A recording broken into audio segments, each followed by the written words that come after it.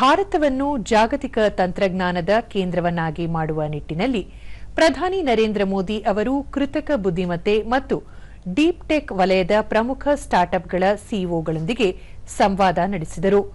ಆರೋಗ್ಯ ರಕ್ಷಣೆ, ಸೈಬರ್ ಭದ್ರತೆ ಮತ್ತು ಬಾಹ್ಯಾಕಾಶ ಸಂಶೋಧನೆಯಂತಹ ನಿರ್ಣಾಯಕ ಕ್ಷೇತ್ರಗಳಲ್ಲಿ ಹೊಸ ಆವಿಷ್ಕಾರಗಳನ್ನು ಮಾಡುತ್ತಿರುವ ಯುವ ಉದ್ಯಮಿಗಳೊಂದಿಗೆ ಸುದೀರ್ಘ ಚರ್ಚೆ ನಡೆಸಿದರು. ಕೃತಕ ಬುದ್ಧಿಮತ್ತೆಯನ್ನು ಬಳಸಿಕೊಂಡು ರೋಗ ನಿರ್ಣಯವನ್ನು ಹೇಗೆ ಸುಲಭಗೊಳಿಸಬಹುದು ಮತ್ತು ಗ್ರಾಮೀಣ ಭಾಗದ ಜನರಿಗೆ ಅಗ್ಗದ ದರದಲ್ಲಿ ಗುಣಮಟ್ಟದ ಚಿಕಿತ್ಸೆ ತಲುಪಿಸುವ ಬಗ್ಗೆ ಚರ್ಚಿಸಲಾಯಿತು.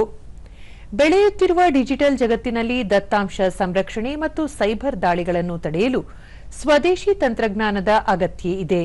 ಬಾಹ್ಯಾಕಾಶ ಕ್ಷೇತ್ರದಲ್ಲಿ ಖಾಸಗಿ ಸ್ಟಾರ್ಟ್ಅಪ್ಗಳ ಸಾಧನೆಯನ್ನು ಪ್ರಧಾನಿ ಶ್ಲಾಘಿಸಿದರು. ಸಂವಾದದ ವೇಳೆ ಪ್ರಧಾನಿ ನರೇಂದ್ರ ಮೋದಿ ಭಾರತದ ಯುವಜನತೆಯ ಬೌದ್ಧಿಕ ಶಕ್ತಿಯು ಜಗತ್ತಿನ ಸಂಕೀರ್ಣ ಸಮಸ್ಯೆಗಳಿಗೆ ಪರಿಹಾರ ನೀಡಬಲ್ಲದು. ಕೇವಲ ಭಾರತಕ್ಕಾಗಿ ಮಾತ್ರವಲ್ಲದೆ ಇಡೀ ಜಗತ್ತಿಗಾಗಿ ಆವಿಷ್ಕಾರಗಳನ್ನು ಮಾಡುವಂತೆ ಉದ್ಯಮಿಗಳಿಗೆ ಕರೆ ನೀಡಿದರು. ಭವಿಷ್ಯದ ತಂತ್ರಜ್ಞಾನಗಳು ಕೇವಲ ವ್ಯಾಪಾರಕ್ಕೆ ಸೀಮಿತವಾಗಿರದೆ ಸಾಮಾನ್ಯರ ಜನರ ಜೀವನ ಮಟ್ಟವನ್ನು ಸುಧಾರಿಸುವಂತಿರಬೇಕು ಎಂದು ಹೇಳಿದರು. कम आती है अन्य देशों के मुकाबले और इसीलिए भारत के स्टार्टअप को और आगे बढ़ते हुए नजर आते हैं।